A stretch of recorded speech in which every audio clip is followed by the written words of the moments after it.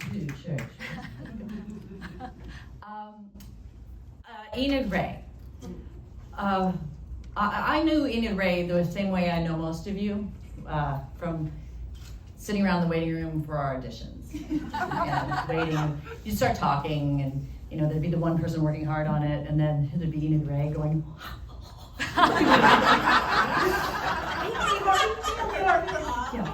And then we started talking after auditions, and we realized that we both had the like insanely raunchy humor, right? And then we'd go out into the parking lot afterwards, and we would just like make each other laugh and laugh and laugh. And that's how I first knew Enid-Raye. And then we had sons at the same time. I have one son and she has two. So we became young moms together. And around the time when, you know, it was hard to audition, you'd have to like get a babysitter, and we just go, I'm not gonna audition. And so we kind of navigated all that difficult career stuff around the same time. And then I started with the union and started seeing the work that was needed, and I was inspired by Christine Willis and, you know, Joe Bates and the women that were serving on the board, doing the work.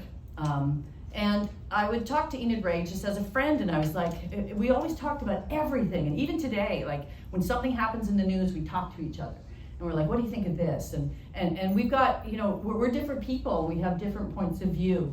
And we do this thing that isn't done anymore. Like, we present our views to each other, and we go, really? No, I disagree, I think this. Oh, do you? Okay. And it's actually, we learn from each other, and we respect each other, and it's awesome. I've learned so much from you. And the thing about Enid-Raye is, she is insanely articulate. Like she'll have a thought, and like no one else, she can like weave exactly the direction to her opinion based on the thoughts in her head, and lays it out so incredibly clearly to you that you go, oh. And so when the board was, you know, the board elections were coming up, I was like, I think you should run for the union, because I think your voice is unique and necessary. And so she did, and then, you know, then the rest is history. She's certainly done amazing good things, and I think Angela's going to touch on some of those because they work very closely together. Did my mic? Just don't do. But the biggest thing I have to say about Enid-Raye is anything that happened to her in her life that you could consider to be a lemon, she has turned into lemonade for others. Yeah. Always. Yeah. Always. And she is one of the most courageous people I know. She's willing to stand up in a room full of people who disagree with her and say, I disagree. And sometimes to her own personal detriment, to relationships, to her professional relationships. She stands up for what is right, and she's not afraid to. And I don't know many people, let alone men or women, who do that. So hats off, because I really and you know, I'm right behind you, but standing up inspires others to stand up as well. But the biggest thing I have to say about Enid-Raye is that, you know, you are a friend, you are a good friend, you're a kind woman, you listen, and you're a sister, right? You are a sister to me, and I think you're a sister to women in general. And I think it's really important that this award comes to you this year because of the year you've had. You battled breast cancer, and you lost your sister, who would be so proud of you today. And I know that you two will be at that photo background going, or something together. She would be so proud of you right now. You were an amazing sister to her, and you're an amazing sister to me and to us. Thank you. Thanks.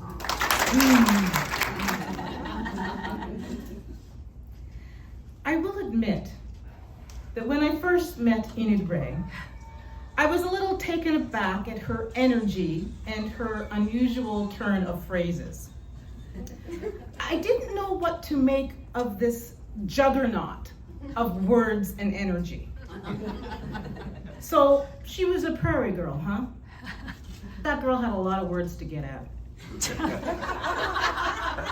And then as I got to know her, I realized that her amazing command of language, both verbal and written, incisiveness, curiosity, empathy, and willingness to learn was exactly what this union needed. Once she honed in on something, she was a relentless, heat-seeking missile for social justice. She was unafraid to say the thing that needed to be said. She became a friend and a co-conspirator in all the best ways. We would often spend hours on the phone, because we were chairs, or she was the chair and I was a co-chair of the Women's Committee. Hours on the phone just trying to puzzle out some initiatives or ideas.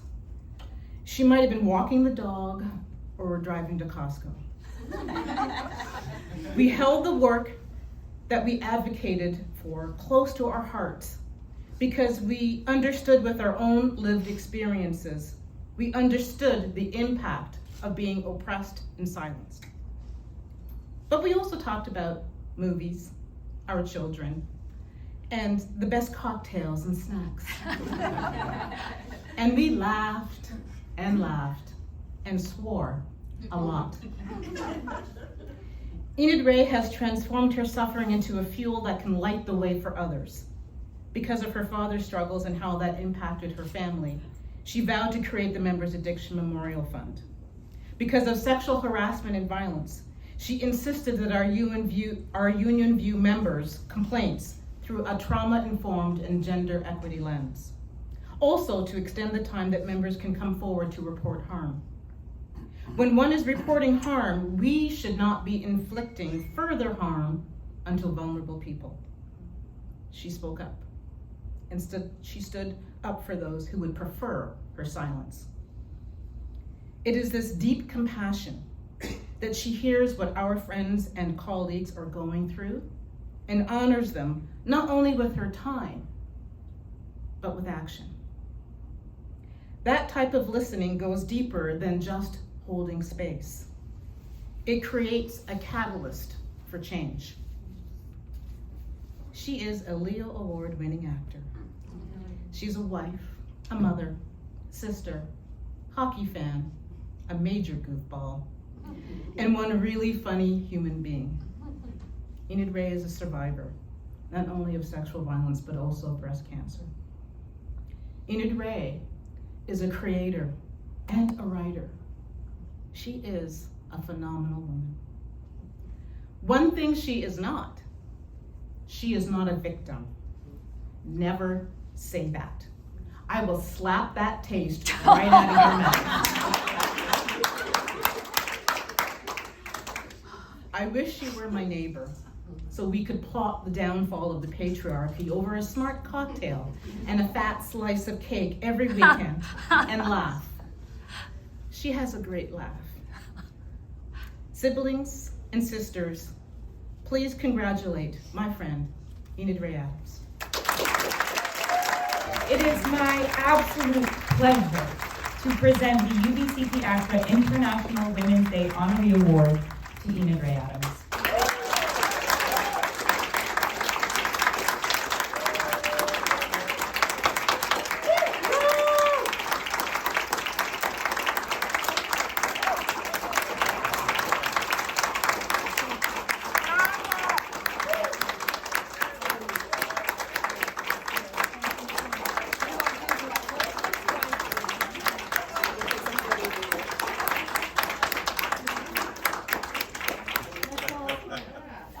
Good at receiving compliments, so thank you.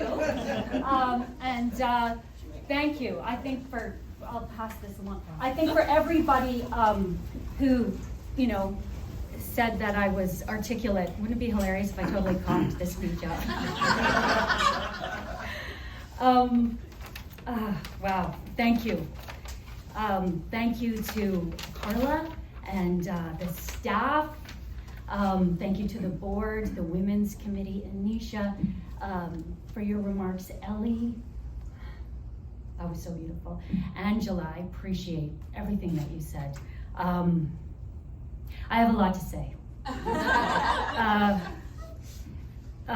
But I fit all my remarks on one page.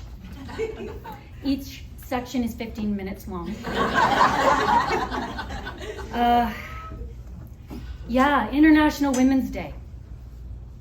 I gave a lot of thought to what it was I wanted to say. I really wanted to give a message of hope, but the only way that I can do that in a way that feels responsible to me is to tell the truth. So I want to offer a content warning. I'm going to be referring to men's violence against women, femicide, childhood sexual assault. And if you find that you are impacted by any of these experiences or subjects, as always, please go to our union's website. There's a list of resources for mental health support on there. I know because I helped put them there. And just know that I continue to use those to this day. I've been thinking a lot about what it means to be a woman in this body. Women are programmed from birth to believe we're inadequate as we are and will never be enough. And we receive that programming in a myriad of different ways, blatant ways, insidious ways, hiding in plain sight. So I have a message that I want to give to the people, especially the women who may have been impacted by that programming and have internalized the hate in their bodies. As some of my friends up here have said, my body has been through the ringer. In this body, I was sexually assaulted before I was even in kindergarten, beaten and terrorized as a teen, experienced eating disorders, depression, and unspeakable sorrow. In this body, I entered into a lifetime of healing. I moved away from home. I went to theater school, where I learned how to treat my characters and my colleagues with empathy and respect. In this body, I took risks. I found the courage to fall in love with my best friend in the world. I carried 2 pregnancies in this body, gave birth to 2 of the great loves of my life. This body and me carved out a career in an industry that often denied me opportunity because it did not find me sexually or aesthetically palatable enough to be employed. In this body, I overcame breast cancer, fibroids, and endometriosis that tried to kill me every month, had more surgeries than I care to count, got knocked down a multitude of times, got back up again a multitude and won. When I was 48 years old in this body, I started writing a limited series. A woman who is kind, funny, smart, complex, accomplished, and at times unlikable. I couldn't have written this story when I was younger. I needed all of my decades of life to meet my wisdom before I could put pen to paper. And you know what? In my 50s, I am determined to play her because I am determined to be the lead in my own story and the center of my own experience. So in this body, with my cellulite, my stretch marks, and my scars, I've never been more beautiful than I am in this moment. And if you're listening to this and you find that the voices of hate have caused you to feel stuck in a world of erroneous degradation, treat this room like a compass and look to the north. The beauty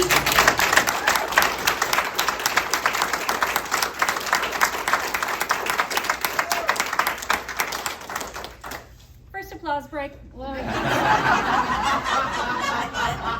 There'll be many. The beauty in me and my body sees the beauty in you and yours. Baby, can I please have my water?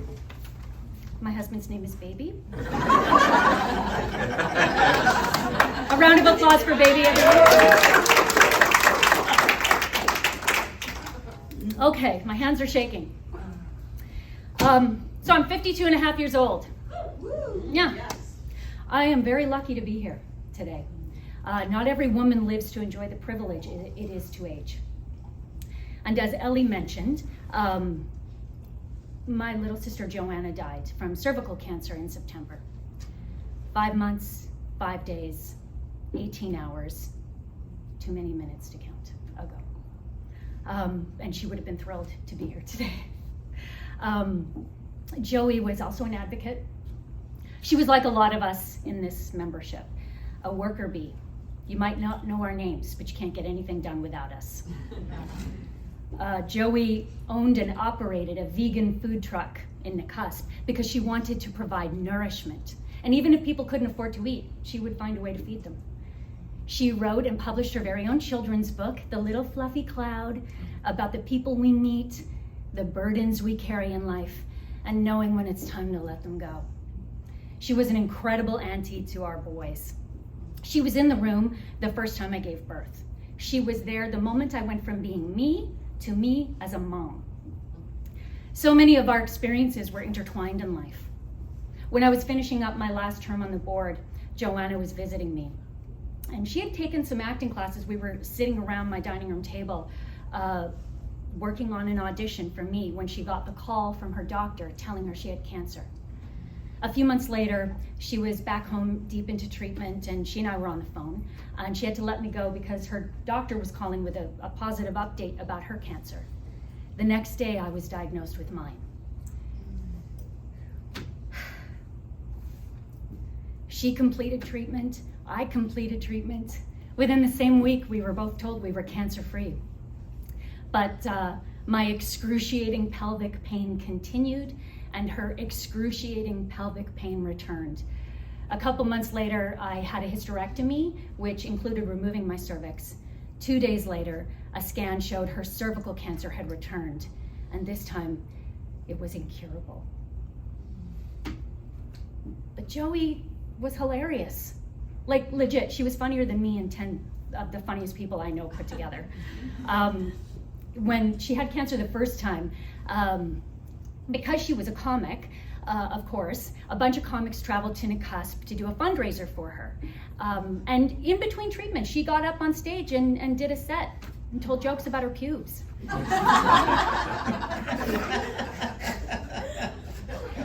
As apples, Joey and I fell from the same tree. She could take the piss out of me like no other. I remember last spring when she was in the hospital in Kelowna, I was sitting in her hospital room waiting for her when she was in the bathroom, and I was scrolling some nonsense on my phone, and I privately saw a chair I really liked, and I said out loud, "Ooh, I like the contrast of white against wood." And she swung open the door and she said, "You talking about your teeth?"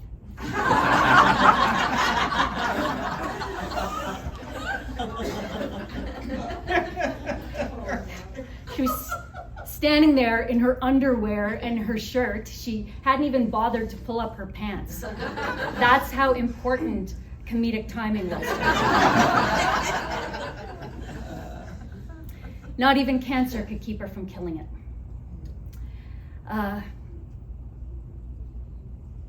Joey died when she was 40 years old, diagnosed at 38. She will never tell a brand new funny joke again. She will never sit with me and enjoy a plate of roasted vegetables and warm hummus. She will never live to discover who more she might have become. Black women are 75% more likely to die from cervical cancer than their white counterparts. My sister was black. She should still be black, but now she's a statistic, and she deserved better. But 75% of the deck was stacked against her. So for those in our industry who think that DEI and wokeism have gone too far, I ask you to reflect on the inequities that led to my sister's death instead. And I want to be clear. I'm not saying that any of the doctors and nurses who treated her behaved in a racist way toward her, although that does happen. The doctors and nurses who treated her and all the healthcare professionals were generous with their time, their expertise, their compassion. But what I'm saying is what many women in this membership are saying, what many Black women and women of color are saying, and I beg of you to hear this, and I beg of you watching online to hear this. Discrimination doesn't only look one way. Many of you might have heard about a woman named Henrietta Lacks. What some people might not know is that when it comes to cancer treatment, many of the advancements are the result of research done on tissue stolen from the body of a Black woman. This is not new information. I'm echoing the voices of Black activists and filmmakers who have been talking about Henrietta for years. But for those who might not know, it goes like this. Henrietta, in her 30s, a Black woman, was diagnosed with late-stage cervical cancer, just like my sister Joanna. Joey was diagnosed at the end of 2023. Henrietta was diagnosed in the early 1950s. During treatment, the doctors did a biopsy on her tissue, and then without asking her, without informing her, without getting her consent, without compensating her, they took that tissue, they did research on that tissue, and discovered an entire cell line that would go on to be the basis of life-saving treatment for a number of illnesses, including cancer. So tissue is stolen from the body of a Black woman, helps save many of us from cancer, yet Black women continue to die at sky-high rates from cancer. Make that make sense. You can't make sense out of nonsense. And here we are, International Women's Day. And there is a war against women. Not a war again, a war still. According to Femicide in Canada, a man kills a woman or girl every 46 hours in this country. Usually it's a man she knows. And for every woman who is killed, multitudes more are in intimate partner violence relationships, where the violence comes in many forms: physical assault, sexual assault, verbal abuse, financial abuse, psychological abuse, gaslighting, control, threats, manipulation, and attempts to alienate women from their loved ones and protectors. The women in these relationships are not counted among the murdered, but a death by 1,000 cuts is still a death. And because sexism and racism intersect, there's a genocide against Indigenous women, girls, and Two-Spirit people in this country. Landfills in Manitoba have been searched for the remains of Indigenous women whose lives were stolen from them by a serial killer who would not treat them as the glorious human beings they are. Morgan Harris, Mercedes Mirren, Ashley Shingoose, Rebecca Contois. We say their names and we remember, because when we forget, history has a way of repeating itself. You know, I've spoken to a lot of women lately, and women are just absolutely done. We vacillate between rage and grief because we constantly come up against this big T trauma in the form of blatant misogyny and small t trauma in the form of casual sexism and regular discrimination. And it's easy to spot blatant misogyny, like violence against our bodies. It's not as easy to identify the discrimination that's baked in, like 75% of the deck being stacked against you.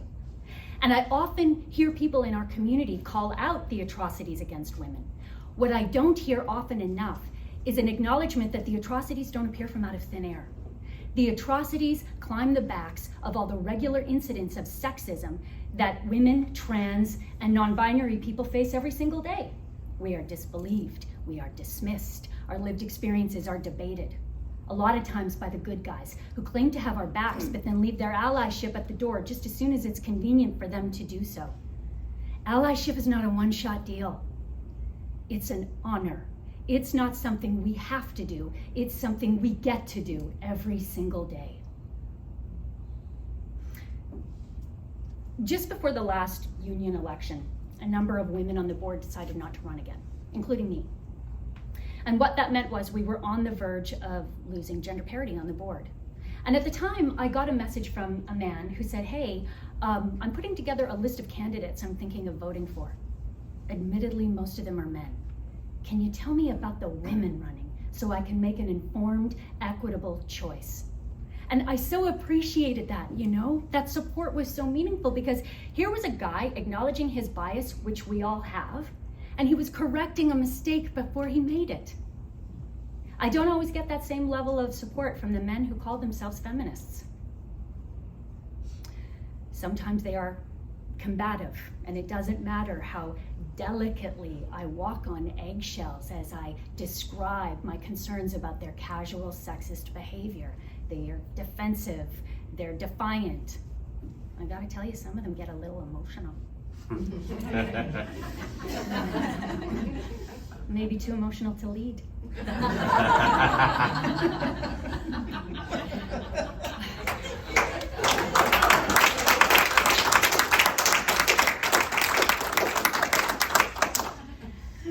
Some of those guys mean well, but that's not enough. They are more concerned with how they are perceived than they are with the impact of their behavior on women, and that needs to change.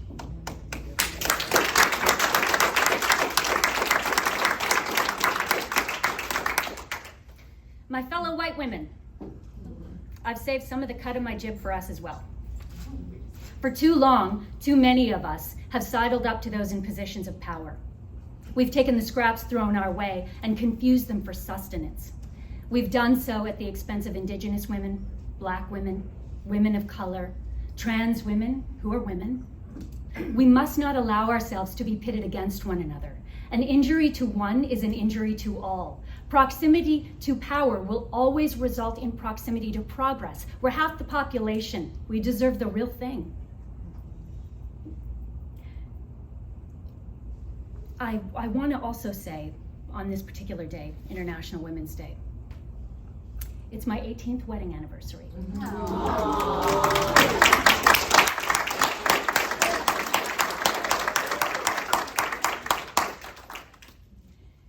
Bryce and I have been together for 20 years.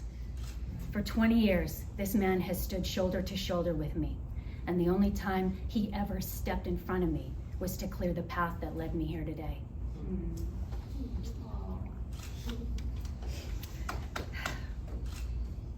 He wasn't the only, I wasn't the only woman that he cleared the path for.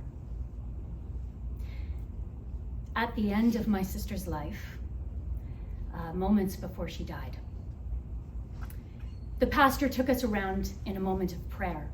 And the room was packed because my girl loved to party. But not all of us are religious. So the pastor had us say a prayer to Joanna. And he asked us to each say something we loved about her. So we all went around the room, we all spoke. She was lying there, she received our love, she looked directly into the eye of each person, but she didn't respond to anybody until Bryce spoke.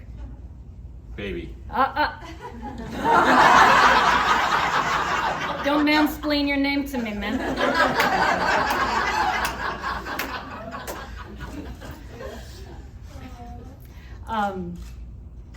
I won't say what he said, but I will say what she said. She told him in front of an entire room of people that he set the standard for how women are to be treated in our family. That he was the template for how she wanted to be treated in her relationship. She said, Bryce, you set the table. And so I ask us all here, and especially people watching at home, the men, how are you setting your table? Is it with the empty calories of saying one thing in public, but something different when you think no one is watching? Or is it with the nourishment of really walking the walk for women? I know I'm throwing a lot of ingredients your way, but this is where truth becomes hope, a call to action, because this recipe also calls for edification and just a dash of self-reflection. No problem was ever solved with an impenetrable heart. If we truly want to solve the problem of inequity, we need to leave our ego at the door and bring our empathy to the discourse. Because if we stand oppositionally to one another on these issues, the guys will have a shot at advancing and the rest of us will always be fighting for a spot in the middle. But when we stand shoulder to shoulder with our fellow community members, something really beautiful happens. Our breathing changes. We lean in. We listen to hear rather than to dispute. And we can see the obstacles in front of the person next to us. Some of those obstacles we may also face, and some we will never ever know. And when we tackle those obstacles as a collective, we have a shot at eradicating them, not just for ourselves, but for the people coming up behind us. And that is when we do our number one jobs on the planet, which is to work together to move our beautiful human story forward. I'm going to end this today with a piece of advice that I got from my mom, who is also an actor. I didn't get this advice from her words. I got them from her actions. This woman had so very little in the way of material wealth, but she taught me that success is like a great meal. It's good to have, but it's better shared. My dear friends, when it comes to creating a just society in which we are all treated as the equals we are, let's cook this thing up together. We'll provide nourishment for those of us in the room, and we'll honor the legacy of those who are no longer alive to have a seat at the table. Thank you for this honor, everyone. Thank you for listening. I really appreciate it.